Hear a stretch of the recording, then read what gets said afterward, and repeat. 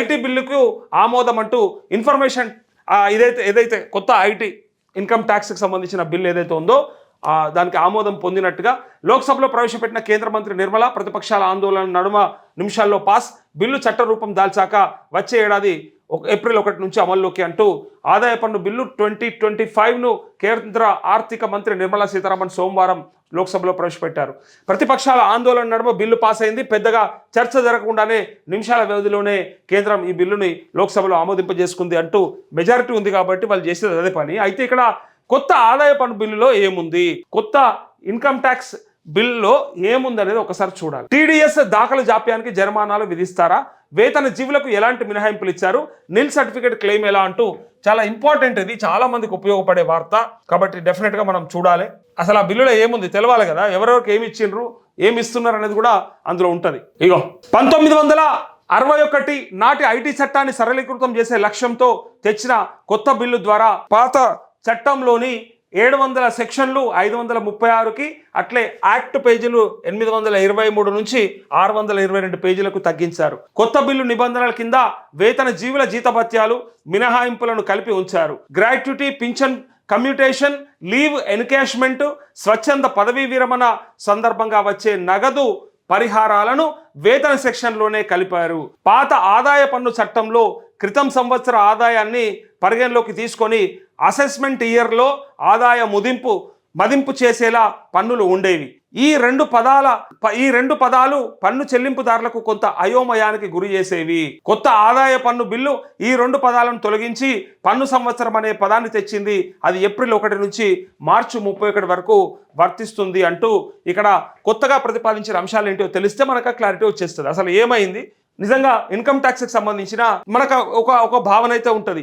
మనం కష్టపడి ఉద్యోగం చేసో లేదా దాంతోపాటు కొంత వ్యాపారం చేసో సంపాదించినటువంటి డబ్బులో ఐటీ కట్టాలి, అది 30% వరకు అనే ఒకటి ఏదైతే ఉందో అది చూసిన తర్వాత కొంతమంది ప్రతిసారి అది కట్ అయిన ప్రతిసారి తిట్టుకుంటుంటారు. కష్టం మాదైతుంది, దోపిడి వీళ్ళదైతుంది, ఇదేం ట్యాక్సులు, ఇదేం కథ అని కొంత మిడిల్ క్లాస్ వాళ్ళు ఫీల్ అవుతారు. సరే అప్పర్ మిడిల్ క్లాస్ లేదా హయ్యర్ క్లాస్ అయితే వాళ్ళు ఏంటంటే సరే వాళ్ళకు వస్తున్నటువంటి ఆదాయాన్ని బట్టి వాళ్ళు కట్టడంలో కొంత వాళ్ళకి ఏమి ఇబ్బంది అనిపించకపోవచ్చు. కానీ మిడిల్ క్లాస్కి వచ్చేసరికంటేనే అరే మేము కష్టపడతాము, మా కష్టం మీద వీళ్ళు ట్యాక్సులు ఇంతగానం వసూలు చేస్తారనే ఒక భావన ఉంటుంది.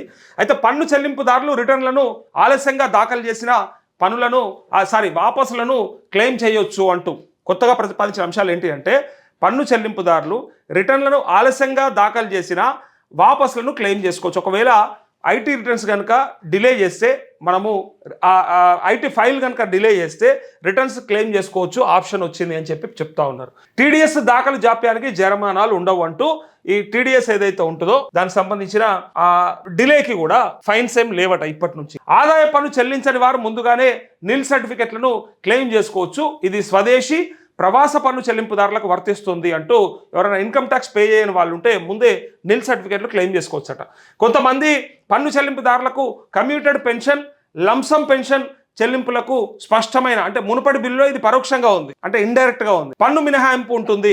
ఇది ఎల్ఐసి పెన్షన్ ఫండ్స్ వాటి నుంచి పెన్షన్లు పొందే వారికి వర్తిస్తుంది అంటూ పెన్షన్లు ఎవరికైతే వస్తుంటాయో ఈ ఎల్ఐసి పెన్షన్ ఫండ్స్ ఇవన్నీ ఉంటాయి కదా కొన్ని, వాటి నుంచి వస్తున్నటువంటి ఆ పెన్షన్లు ఏవైతే ఉంటాయో వాటికి ఇక్కడ ఇంతకుముందు పన్ను మినహాయింపు అనేది ఇండైరెక్ట్గా ఉండేది, ఇప్పుడు డైరెక్ట్గా మినహాయింపు అనేది ఇక్కడ క్లారిఫికేషన్ ఇచ్చారు. గృహ ఆస్తుల నుంచి వచ్చే ఆదాయంపై పన్నును లెక్కించడానికి సెక్షన్ 21 కింద నిర్ణయించిన విధంగా ప్రామాణిక మినహాయింపు 30%గా నిర్ణయించారు.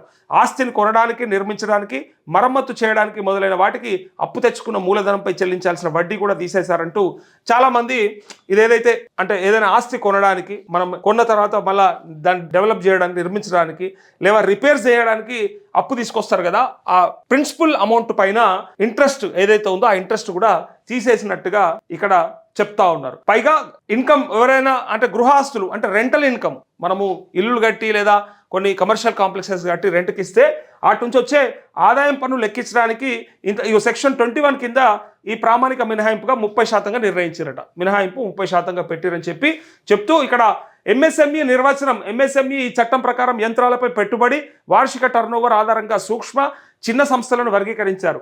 1 నుంచి 5 కోట్ల మధ్య పెట్టుబడి ఉంటే సూక్ష్మ సంస్థగా, 5 నుంచి 10 కోట్ల మధ్య టర్నోవర్ ఉంటే చిన్న సంస్థగా వర్గీకరించారు. ఇది ఎంఎస్ఎంఈ ఇచ్చినటువంటి నిర్వచనం అని చెప్తూ 2025 ఆదాయ పన్ను బిల్లులో కొత్త పన్నులు ఏమీ విధించలేదు. న్యూ ట్యాక్సెస్ ఏమీ లేవట. ప్రస్తుతం ఉన్న పన్ను స్లాబులు రేట్లలోనూ మార్పులు ఉండవు. ఈ ఏడాది బడ్జెట్లో కేంద్ర ప్రభుత్వం వేతన జీవులకు మధ్యతరగతి ప్రజలకు ఊరటనిస్తూ స్లాబుల్లో మార్పులు తెచ్చిన విషయం విదితమే. ఈ స్లాబుల్లో ఎలాంటి మార్పులు చేయలేదంటూ ఐటీ స్లాబుల్లో మాత్రం గతంలో ఏదైతే ఉందో అదే ఉంది. సో ఇప్పుడు కొత్తగా ట్యాక్స్ పెట్టలేదని అంటా ఉన్నారు. ఆల్రెడీ ఏదో అంటారు కదా, ముందే ఎక్కువ తీసుకొని, అంటే 2-3 ఏళ్ళకి సరిపడా ముందే తీసుకొని అంతకంటే ఎక్కువనే తీసుకొని ఇవాళ ఇప్పుడు పెట్టలేదు అంటే కూడా కొంత బాధ అనిపిస్తుంది. ఆల్రెడీ లాస్ట్ ఇయరే అందరూ కూడా ఇంతగానం పెంచుకుంటూ పోతే ఎట్లా మరి వేతన జీవుల పరిస్థితి ఏంది అని చెప్పి గతంలో మాట్లాడే సందర్భాలు చాలాసార్లు చూసినాం. అందుకే ఆగమాగం బిల్లులు పాస్ చేసుకున్నారు అని చెప్పి కూడా అంటున్నారు.